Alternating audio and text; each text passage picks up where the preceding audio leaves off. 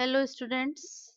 Economics में बहुत common शब्द है आर्थिक समृद्धि, विकास, अल्प विकास।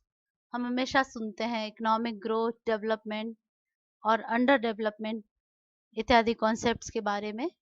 तो इनके बारे में आज हम चर्चा करेंगे कि एग्जैक्टली क्या होते हैं। आर्थिक समृद्धि की संकल्पना क्या है, आर्थिक विकास की संकल्पना क्या है, समृद्धि और विकास में क्या अंतर है, अल्प विकास या अंडर डेवलपमेंट का क्या अर्थ है, उसके क्या सूचक हैं और अल्पविकसित देशों के क्या सामान्य लक्षण हैं, और भारत क्या एक अल्प विकसित देश है या एक विकासशील देश है। तो इन सब संकल्पनाओं के बारे में आज हम चर्चा करेंगे। कॉन्सेप्ट ऑफ इकोनॉमिक ग्रोथ के बारे में अगर हम बात करें, आर्थिक समृद्धि के बारे में बात करें, तो ये जो है एक क्वांटिटेटिव कॉन्सेप्ट है और इसके साथ औद्योगिकरण की प्रक्रिया भी जुड़ी हुई है। यह एक ऐसी प्रक्रिया है जिसके द्वारा किसी अर्थव्यवस्था का जीडीपी या सकल घरेलू उत्पाद लगातार दीर्घकाल तक बढ़ता रहता है। कुजनेट्स कहते हैं आर्थिक समृद्धि की अवस्था में बढ़ती हुई जनसंख्या के साथ साथ प्रति व्यक्ति उत्पादन या आय में भी वृद्धि होनी चाहिए। तो अगर हम किसी देश में पर कैपिटा प्रोडक्शन या पर कैपिटा इनकम में वृद्धि हो रही है, बढ़ रही है, तो उसको हम कहते हैं कि ग्रोथ हो रही है। तो अ, आर्थिक समृद्धि के साथ या तो औद्योगिकरण बढ़ता है या वाणिज्यिकरण, कॉमर्शियलाइजेशन बढ़ता है। इंडस्ट्रियलाइजेशन एंड कॉमर्शियलाइजेशन, औद्योगिकरण और वाणिज्यिकरण ये जो है बढ़ता जाता है। और सैद्धांतिक रूप से अगर हम बात करें तो या तो जीडीपी या सकल घरेलू उत्पाद, जीएनपी या सकल राष्ट्रीय उत्पाद, प्रति व्यक्ति जीडीपी, प्रति व्यक्ति सकल राष्ट्रीय उत्पाद या ग्रॉस नेशनल प्रोडक्ट, प्रति व्यक्ति नेट डोमेस्टिक प्रोडक्शन, निवल यानी नेट, प्रति व्यक्ति नेट नेशनल प्रोडक्ट में वृद्धि या प्रति व्यक्ति उत्पाद में वृद्धि के साथ साथ आय और संपत्ति का भी न्यायपूर्ण वितरण होता है। तो हम कहते हैं कि इकोनॉमिक ग्रोथ हो रही है। तो नेट जीएनपी में वृद्धि के रूप में परिभाषित करना इसको कि किसी भी देश की नेट जीएनपी बढ़ रही है तो हम कहेंगे कि वहां पे इकोनॉमिक ग्रोथ या आर्थिक समृद्धि या आर्थिक वृद्धि हो रही है। तो नेट जीएनपी बढ़ने के साथ साथ पर कैपिटा जीएनपी भी बढ़ती जाती है। तो ये इकोनॉमिक ग्रोथ एक जो है क्वांटिटेटिव या मात्रात्मक संकल्पना होती है। तो प्रति व्यक्ति उत्पाद में वृद्धि को हम नापते हैं, उसको ये इकोनॉमिक्स ग्रोथ को नापने के लिए चार्ल्स बीतलहाइम कहते हैं आर्थिक समृद्धि की चर्चा करते समय उद्देश्य केवल मात्रात्मक परिवर्तन या अधिक उत्पादन नहीं होना चाहिए, बल्कि गुणात्मक परिवर्तन, क्वालिटेटिव चेंज, या मतलब ये जो लेबर प्रोडक्टिविटी है वो बढ़नी चाहिए, उस पर अधिक श्रमिक उत्पादकता पर भी ध्यान देना चाहिए।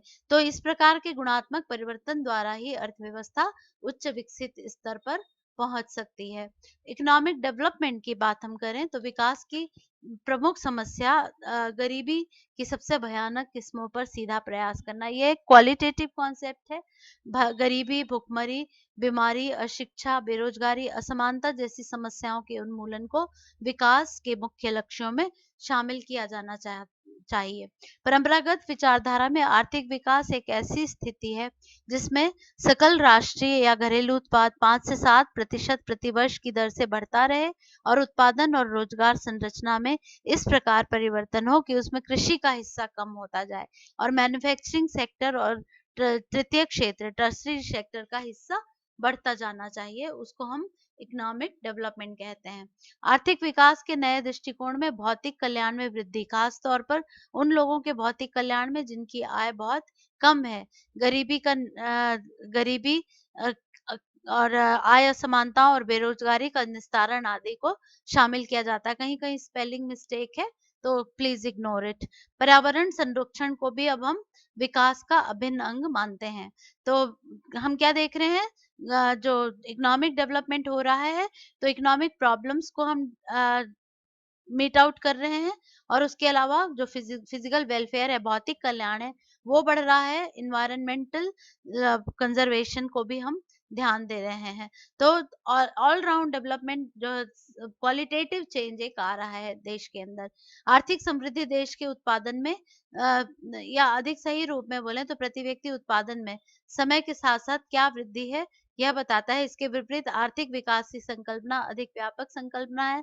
प्रति व्यक्ति उत्पादन में वृद्धि के साथ साथ यह देखा जाता है कि अर्थव्यवस्था के आर्थिक और सामाजिक ढांचे में क्या परिवर्तन हुए हैं। इस रूप में देखने पर आर्थिक विकास एक ऐसी प्रक्रिया है जिसमें सकल राष्ट्रीय उत्पाद में कृषि का हिस्सा लगातार गिरता जाता है। उद्योगों, सेवाओं, व्यापार, बैंकिंग और निर्माण गतिविधियों का हिस्सा बढ़ता जाता है।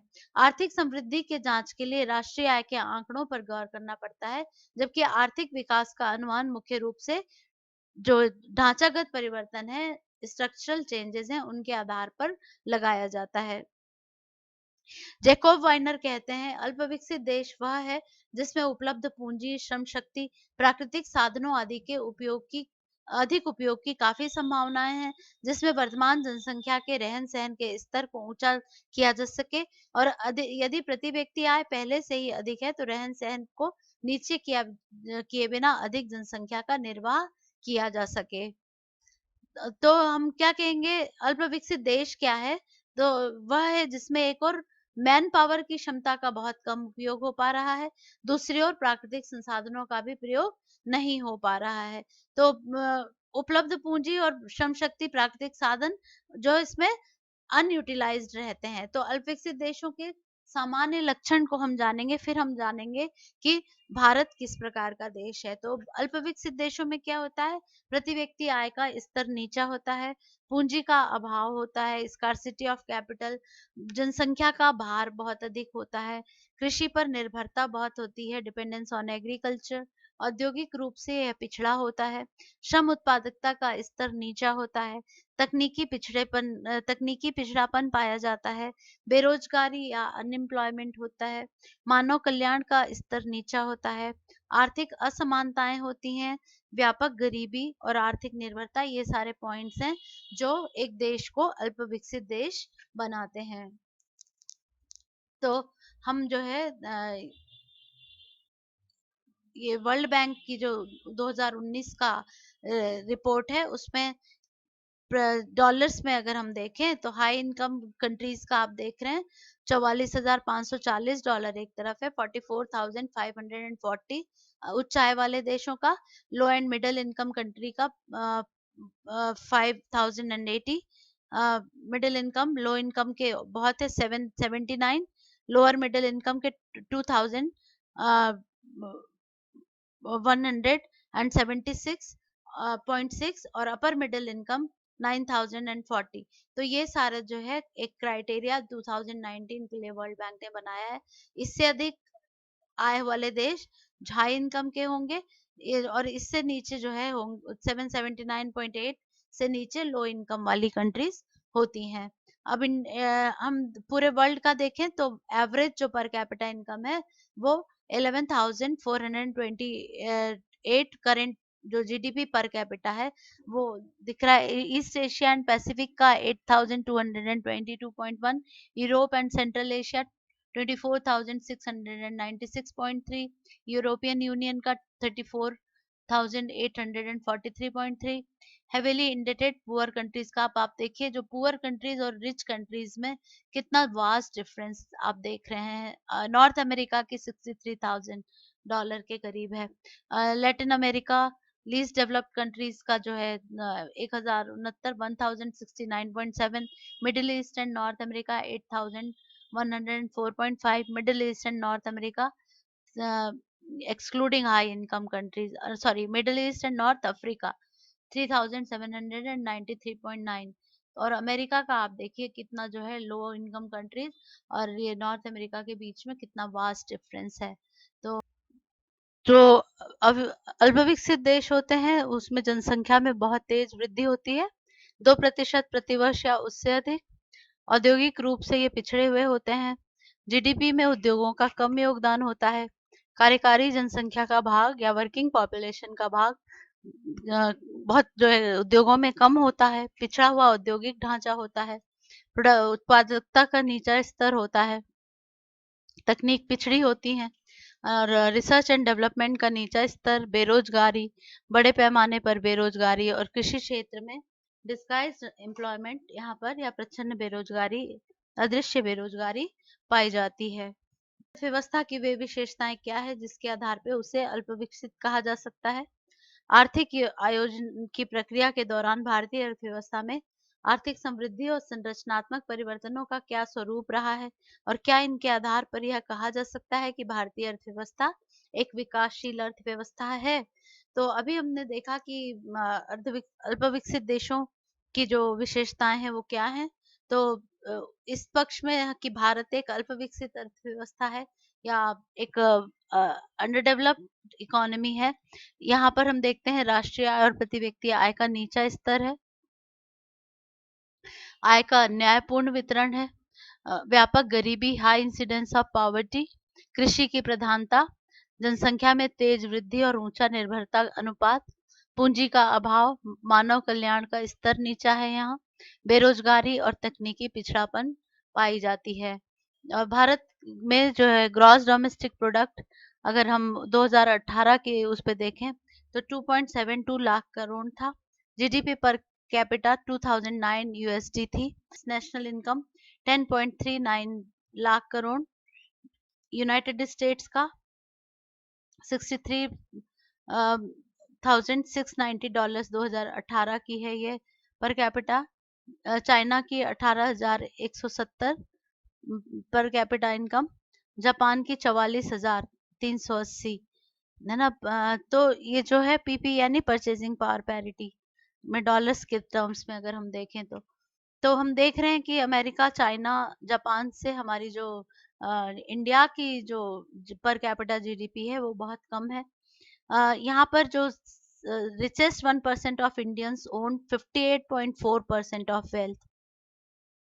The richest 10% of Indians owns 80.7% of the wealth. तो जो कुल संपत्ति है उसका 80.7% केवल 10% इंडियंस के हाथ में है.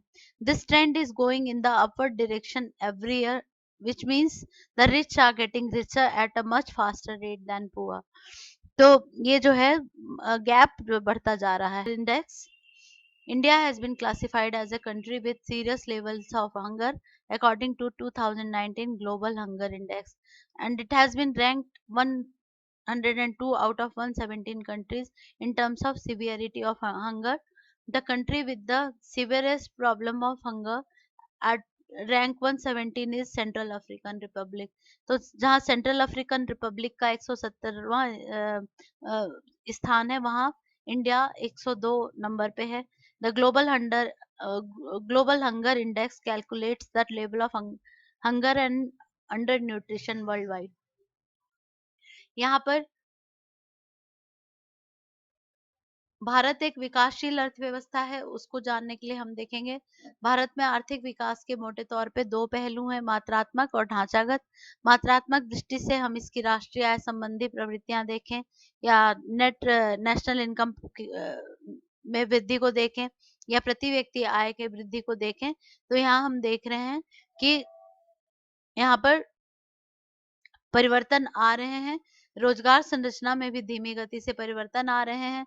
आधारभूत उद्योगों का विकास हो रहा है। सोशल ओवरहेड कैपिटल का विकास हो रहा है। बैंकिंग और दूसरी वित्तीय संस्थाओं का भी विकास हो रहा है। और भारत में स्वास्थ्य, स्कूली शिक्षा समेत विभिन्न क्षेत्रों में प्रगति से लोगों को गरीबी से बाहर निकालने में मदद मिली है। संयुक्त राष्ट्र की एक रिपोर्ट के अनुसार वर्ष 2006 से 16 के बीच 27.10 करोड़ लोग गरीबी से बाहर निकले हैं। फिर भी 37 करोड़ लोग आज भी गरीब हैं और 28% आबादी अब भी गरीब है। संयुक्त राष्ट्र की रिपोर्ट के अनुसार वर्ष 2005-6 में भारत में करीब 64 करोड़ लोग 55.1% गरीबी में थे। यह संख्या घटकर 2015-16 में 36.9 करोड़ या 27.9% ही रह गई है।